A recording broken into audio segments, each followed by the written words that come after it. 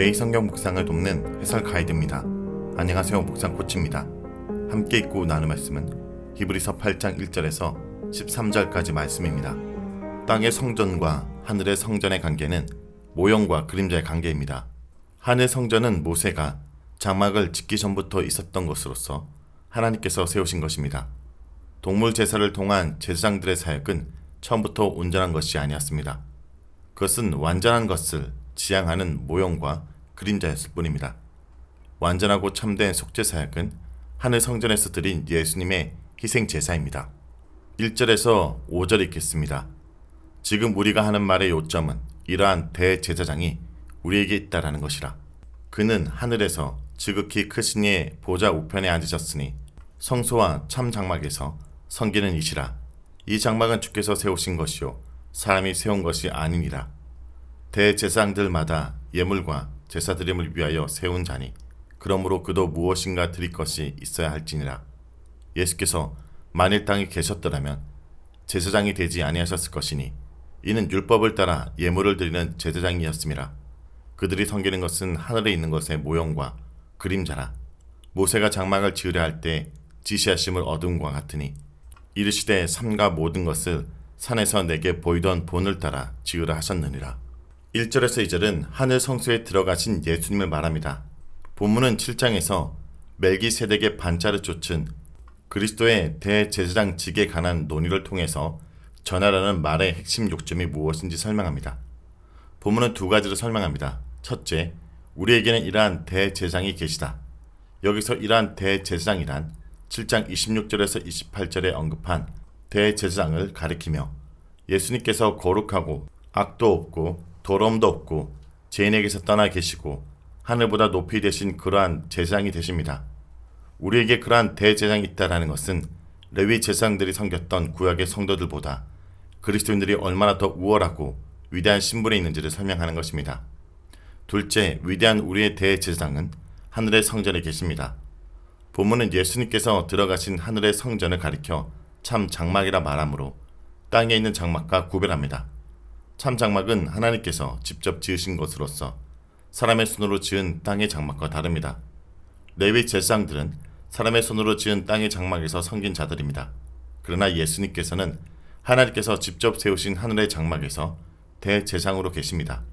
이것은 성도들이 더 이상 구약의 백성들처럼 땅에 있는 예루살렘 성전에서 제사를 드리고 예배하는 자들이 아니라 하늘에 있는 참 성전에서 제물을 드리고 예배하는 자들이라는 사실을 말하고 있습니다.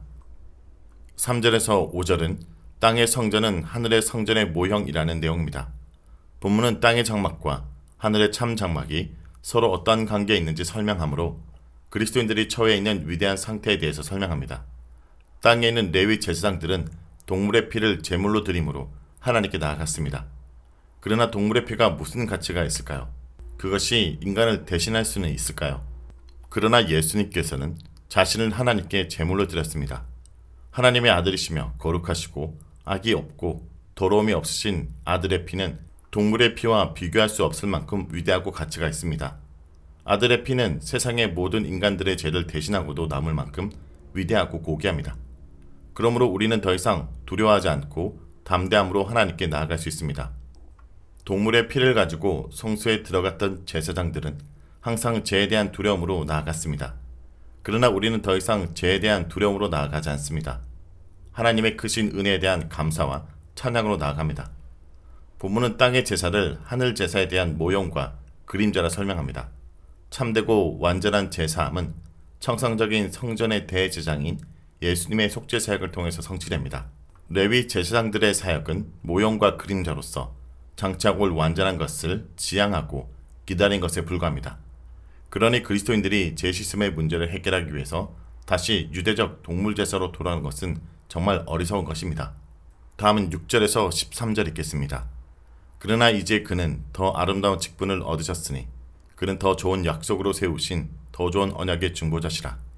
저 첫 언약이 무음하였더라면 둘째 것을 요구할 일이 없으려니와 그들의 잘못을 지적하여 말씀하시되 주께서 이르시되 볼지어다 날이 이르리니 내가 이스라엘 집과 유다 집과 더불어 새 언약을 맺으리라.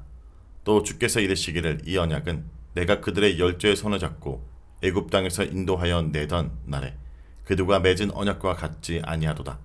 그들은 내 언약 안에 머물러 있지 아니하므로 내가 그들을 돌보지 아니하였노라. 또 주께서 이르시되 그날 후에 내가 이스라엘 집과 맺은 언약은 이것이니 내 법을 그들의 생각에 두고 그들의 마음에 이것을 기록하리라. 나는 그들에게 하나님이 되고 그들은 내게 백성이 되리라. 또 각각 자기 나라 사람과 각각 자기 형제를 가르쳐 이르기를 주를 알라 하지 아니할 것은 그들이 작은 자로부터 큰 자까지 다 나를 알미라. 내가 그들의 불의를 긍휼히 여기고 그들의 죄를 다시 기억하지 아니하리라 하셨느니라. 새 언약이라 말씀하셨음에 첫 것은 낡아지게 하신 것이니 낡아지고 새하는 것은 없어져 가는 것이니라. 6절은 더 아름다운 직분을 얻으신 예수님에 대한 내용입니다.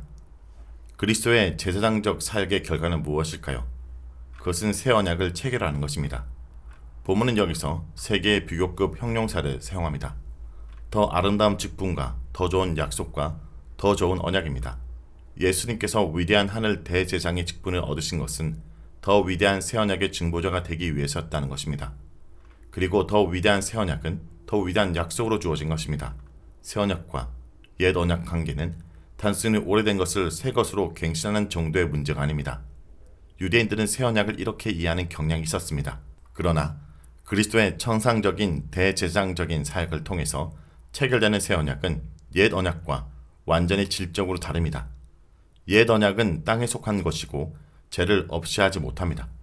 그러나 새 언약은 하늘에 속한 것이며 인간의 죄를 완전히 제거하여 예배자로 하여금 진정으로 하나님을 섬기며 율법을 지킬 수 있게 해줍니다. 7절에서 9절은 옛 언약의 약점을 말합니다. 예레미야 31장 31절에서 34절을 그리스도의 제사장적 사역을 통해서 체결된 새 언약의 관한 예언으로 간주합니다. 먼저 본문은 옛 언약에는 흠이 있었다라고 단정합니다. 그 흠이 무엇인지를 곧 이어 소개합니다. 그러나 본문은 언약의 흠에 대해 설명하기보다 언약 백성들의 흠에 대해서 설명합니다. 옛 언약 아래서는 언약 백성들이 언약을 지키지 않고 하나님 뜻을 행하지 않았습니다. 그러므로 하나님은 그들을 돌아보지 않으시고 심판하셨습니다. 여기서 저희 열조들의 손을 잡고 애굽 땅에서 인도하여 내던 날이 라는 표현은 3장에서 언급했던 강야 백성들의 완악함과 불순종을 상기시킵니다. 동물의 피로 체결된 옛 언약은 언약 백성들을 전혀 변화시키지 못했습니다. 그러므로 언약 백성들의 흠은 곧 옛 언약의 흠과 같습니다. 이것은 7장 18절에서 말했던 율법의 연약하고 무익함과 일맥상통합니다. 그러나 옛 언약의 무능함은 더 나은 새 언약의 도래를 기다리게 하였습니다. 날이 이르느니 라는 표현에서 새 언약이 체결될 때가 미리 정해져 있다는 것을 암시합니다. 예레미야의 상황에서는 그날이 바벨론 유수에서 돌아와서 예루살렘이 다시 회복되는 때입니다. 이것은 새 출애굽을 의미하는데 본문은 새 출애굽의 진정한 성취는 바벨론에서의 기한이 아니라 그리스도의 구속 사역을 통해서라고 보고 있습니다. 10절에서 12절은 새 언약의 우월성을 말합니다. 옛 언약과 새 언약의 결정적인 차이는 하나님의 율법이 어디에 기록되었느냐에 달려 있습니다. 옛 언약은 율법이 돌판에 기록되었습니다. 그러나 새 언약은 그것을 인간의 생각에 두고 마음에 기록할 것입니다. 이것은 새 언약 아래에서는 예배자들이 율법을 온전하게 깨닫고 기억하며 지킬 것이라는 뜻입니다. 율법이 이미 마음과 생각에 기록되었기 때문에 더 이상 누구로부터 가르침을 받아야 될 필요가 없습니다. 모든 사람은 각자 스스로 하나님의 율법을 깨닫고 지키게 될 것입니다. 새 언약 체결의 결과는 하나님이 저희 불의를 긍휼히 여기시고 저희 죄를 다시 기억하지 않는 것입니다. 이것은 하나님과 그의 백성들의 관계가 온전하게 회복될 것임을 말합니다. 그러나 여기서 말하는 불의와 죄는 언약을 체결하고 난 이후에 짓게 되는 범죄를 말하는 것이 아닙니다. 언약을 체결한 후에는 백성들이 스스로 하나님의 법을 알고 행할 것이기 때문입니다. 그러므로 이것은 언약 체결 이전에 있었던 모든 불의와 죄를 더 이상 기억하지 않으실 것이라는 뜻입니다. 13절은 옛 언약이 사라지고 새 언약이 도래함을 말합니다. 옛 언약이 사라질 수밖에 없었던 이유는 언약을 체결한 백성들이 여전히 언약을 체결하기 이전과 동일하게 하나님을 온전히 섬기지 못했기 때문입니다. 동물의 피는 백성들이 하나님의 뜻을 행하는데 아무런 도움을 주지 못했습니다. 그러나 그리스도의 피는 언약의 백성들로 하여금 하나님의 뜻을 온전히 깨닫게 할 뿐 아니라 그들을 온전히 지킬 수 있게 하는 능력을 줍니다. 우리가 새 언약의 백성이 되는 것은 동물의 피가 아니라 하나님의 은혜로 그리스도의 피로 되는 것이었지만 새언약의 백성이 된 후에는 우리가 온전한 자가 되므로 하나님의 뜻을 온전히 행해야 합니다. 자, 여기까지가 히브리서 8장 1절에서 13절까지 말씀입니다. 오늘 말씀을 통해 우리는 무엇을 묵상하고 적용해야 할까요? 새로 맺은 언약을 따라 하나님께서는 우리에게 하나님이 되어주시고 우리는 그의 백성이 됩니다. 이 친근한 연합의 관계 안에서 모든 사람은 하나님을 아는 지식으로 성숙해집니다. 하나님께서는 우리의 불의를 긍휼히 여겨주시고 더 이상 죄를 기억하지 않으십니다. 새 언약은 새로운 관계와 은혜를 낳습니다. 새 언약 안에서 베푸는 사제의 은총은 마음의 변화를 일으켜 자발적으로 하나님을 순종하여 살아가는 백성을 만들어냅니다. 지식에까지 새로워진 새로운 피조물, 모든 것을 바쳐 하나님과 이웃을 살아가는 새 백성을 창조합니다. 하나님의 구원은 새 창조의 역사를 만드는 능력입니다. 우리가 새 언약 아래 태산 같은 불의와 죄를 용서받았다면 오늘 현실의 작은 어려움 때문에 결코 뒤로 물러나서는 안 될 것입니다.